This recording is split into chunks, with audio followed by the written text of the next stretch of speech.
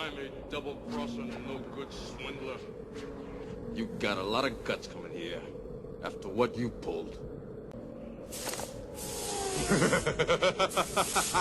How you doing, you old pirate? So good to see you. I never thought I'd get to see you again. Well, he seems very friendly. Yes, very friendly. With the exciting news announced that Donald Glover will be playing Lando Calrissian in the upcoming Han Solo spin-off movie, I think it's a great time to make a 12 interesting facts video regarding the mysterious smuggler who befriended Han Solo. The movie is rumored to become a trilogy, so we may just be getting a lot more of young Han and Lando in the years to come, with the first movie hitting theaters May 25th, 2018. Here are 12 interesting facts about Lando Calrissian. Enjoy. 1. Home world. Leaving him with a hint of a Corellian accent, Lando Calrissian was born on the planet Socorro, approximately 30 years before the Battle of Yavin. During his youth, he became a smuggler and a gambler. 2. Father's wise words. Before the age of 17, he remembered his mother and father vividly. One of the standout sayings that his father used to reiterate to him was that you can't think deeper than your pocket. 3. Easy winnings. At the age of 17, Lando had already learned to play sabacc, a popular card game among the intergalactic gambling world. Illegally enrolling and underage in a game at a local saloon, lying to his parents, skipping school, and entering the competition, during one round, Calrissian managed to get a winning combination and exclaimed that he had won. However, he was not fast enough to put the cards onto the table's interface field, and they changed their values to a losing hand. Calrissian was embarrassed by this incident, although he eventually won the game, acquiring a considerable amount of money. 4. The Falcon. By the age of 27, Lando was a professional gambler. His abilities in swaying people to his manipulation was second to none, and his reputation in the galaxy had begun to catch flame. During another game of sabacc, Calrissian gained the best possible hand called Idiot's Array. His prize was a battered YT-1300 freighter called the Millennium Falcon. 5. The best smuggler around. Having no piloting experience whatsoever, he hired a Corellian smuggler and pilot named Han Solo, in the hopes of being tutored by him.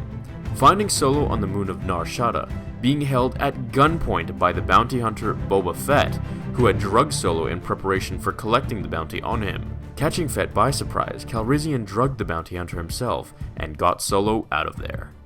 6. Losing the Falcon. Just 3 years before Episode 4, Lando entered another competition of sabacc, this time with Solo as an opponent as well. Upon the final round, Calrissian had placed a marker for any ship on his starship lot as part of his bet. To his poor luck, Solo beat him, and had chosen the Millennium Falcon as his prize, Lando's favorite and most ugly ship. 7. Fallout. Calrissian assisted Han Solo in an attack on the Hutts and their slavery operations, which Solo was dragged into because of his love affair with Theron, a rebel agent and commander of the attack. Successful on their mission, she promised the smugglers an even share of the profits, however, reneging to keep her end of the deal. This left Solo with nothing to give to Calrissian, who in turn despised him and caused a major rift between the two friends. That is, until Episode 5 when they see each other again. 8. Smuggling Sidious. Possibly my most favorite fact from the comics. A few years before Empire Strikes Back, in order to clear his debts with a crime boss, Lando agreed to take on one more job. This one, however, was quite dangerous if caught. Lando ended up stealing a luxury yacht called the Imperialis, with the understanding that Torin will let him keep everything on board. He assumes the ship is owned by some piece of rich Imperial scum, and intends on keeping the rare artwork and valuable collectibles inside. Little does he know that the ship is actually owned by Emperor Palpatine himself.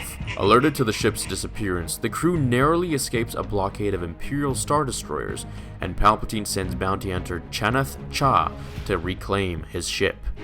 Emperor Palpatine warns her that if the mission is a failure, their ship should be destroyed. The reason? Lando soon discovers that the ship was not only filled to the brim with artwork and treasures, but it actually contained powerful Sith artifacts. 9.